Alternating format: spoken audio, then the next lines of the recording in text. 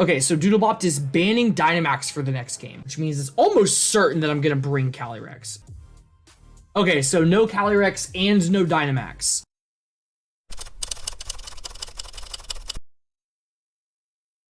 Welcome back to Bauer Battle Breakdown, where I say something about self-reflection, even though I haven't quite figured out my tagline yet.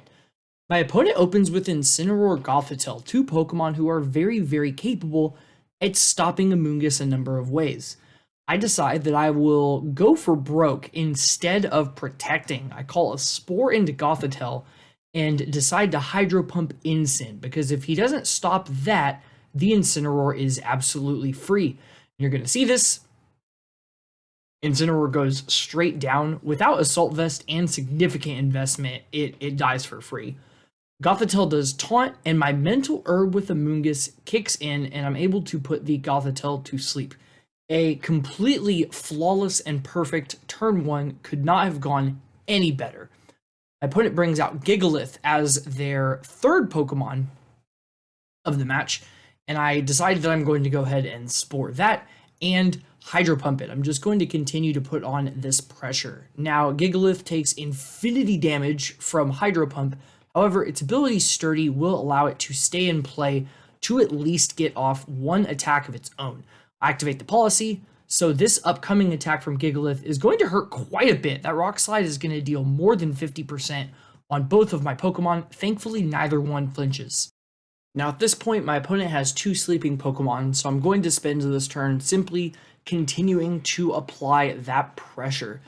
As you saw, my capability of Dynamaxing was banned for this game, so I just need to do as much as I can before my opponent's Pokemon wake up. Gigalith's turn of sleep is guaranteed because it has not had yet one turn of sleep, so I will Giga Drain and pick it off, bringing the Pokemon count 4 down to 2 of my opponents.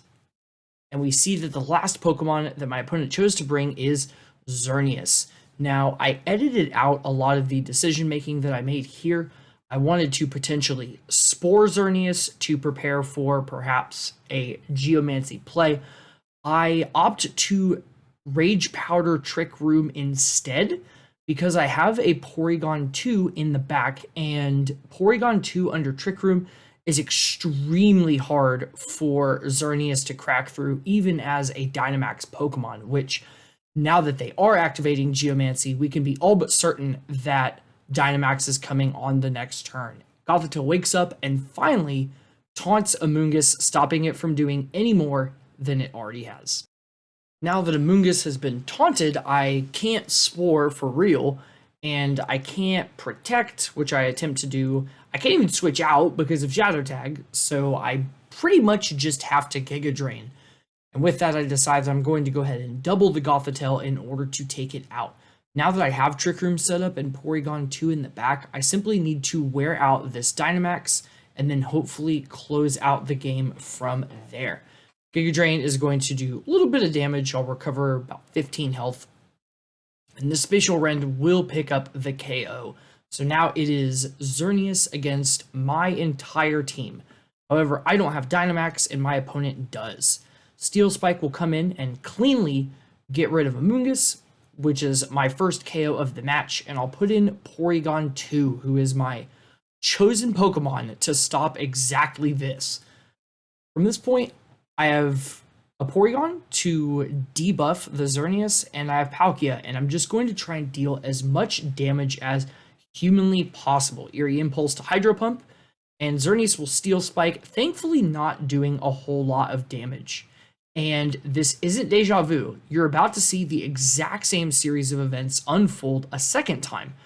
Eerie Impulse for the -2 attack, Hydro Pump for a little bit more damage, and then Xerneas is going to throw another Steel Spike, obviously preparing for what they believe is my Calyrex Ice in the back. Xerneas' Dynamax is ended, and I am making note that this is the last turn of Trick Room, so whatever happens to Porygon effectively gets to happen twice. I'm going to top it off with Recover, and I will cast another Hydro Pump with Palkia just to deal more damage to the Xerneas.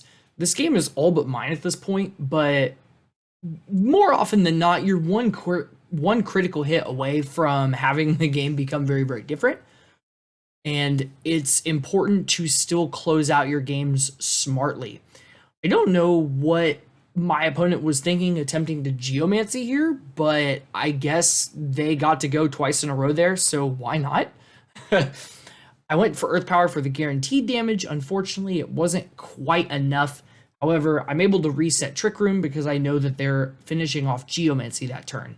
So at this point, I just pick 2 attacking moves, and my opponent decides that they are going to go ahead and forfeit, ending the game. Looking back on that game, it's very obvious that the first turn was the most important one. I KO'd one of their Pokemon right away, I put the other one to sleep, and I earned all of this momentum that I just never ever lost, even though I was not able to use Dynamax. I think it's a very good example of how we as players can leverage the idea of risk and reward into our games. Now, when Amoonguss is up against a Pokemon like Incineroar and a Pokemon like Gothitelle, you really need to just be ready for them to shut down your shenanigans. They both have access to Fake Out, they both have access to Taunt. Incineroar has Flare Blitz most commonly. Because of all those things, the very obvious first turn play for me to make would be to simply protect and do something else with Palkia. However, the fact that protecting is obvious leads to that next level of mind games where my opponent might say, okay, if I think that Amoonguss is going to protect, I will just use both of my Pokemon to attack the Palkia instead. That's where risk and reward comes into play. You ask yourself the question, what are the consequences if I call this wrong? And that's why I made the choice that I did with my Amoonguss to Spore the Gothitelle. Because the worst thing that happens is Gothitelle fakes out the Amoonguss, and then Incineroar does Flare Blitz to the Amoonguss. But the thing is, that doesn't KO unless the Incineroar is heavily attack invested, which most of them are not.